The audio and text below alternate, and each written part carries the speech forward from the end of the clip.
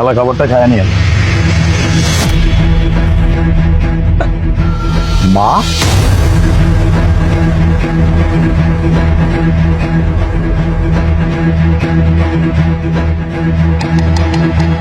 Aunty, আপনার এই অবস্থা কেন? আপনার পুরো শরীরে মারের দাগ, আপনি এরকম কাপড় চোপড় পরে রাস্তায় বসে আছেন, কি হয়েছে? আমি পড়ে গেছিলাম বাবা, পড়ে যেয়ে দাগ হইছে। আমি তো কোনো ছোট মানুষ না। একটা মানুষ যখন পড়ে যায় তখন তার শরীরে এমন মারের মতো দাগ হয়।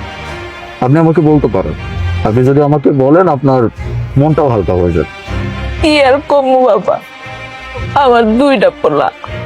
ছোট পোলা বিয়ে করছে, ছোট পোলার সাথে আমি থাকতাম। ছোট পোলা আর ছোট পোলার বউ আমার মায়ের বাড়ির থেকে বাইর করে দিছে। বেরো বাসা থেকে, বেরো বেরো।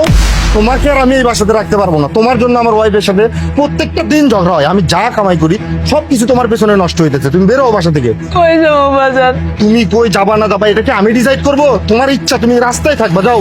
বাজার, তুই ছাড়া তো আমার কেউ নাই। আমি কার কাছে যাবো? কই যাবো? কোথায় থাকবো? আমার এনে রাখ বাজার। তোমার তুমি কথা শুনলে না।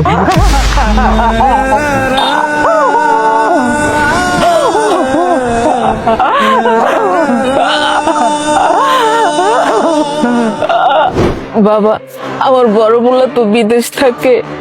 আমার বড় পোলা যদি বাড়িতে থাকতো, আমার ছোট পোলা আমার সাথে এমন করার সাহস পাইতো না।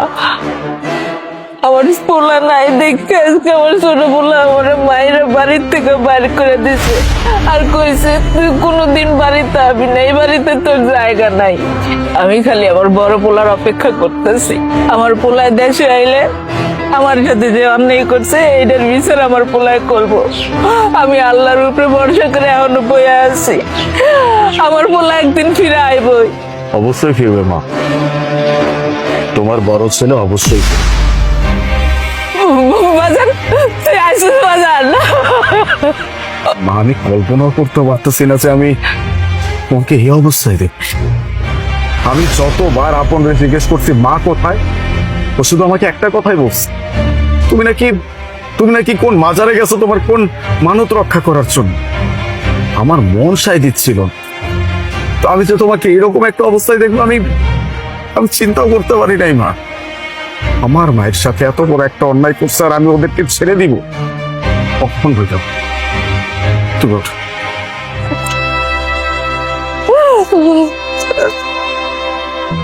বাজার, তুই আসিস বাজার?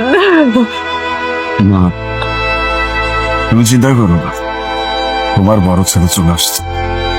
যত অন্যায় হয়েছে, যত অবিচার হয়েছে, সবকিছুর বিচার একদম চিন্তা করছে। চলো আসছে।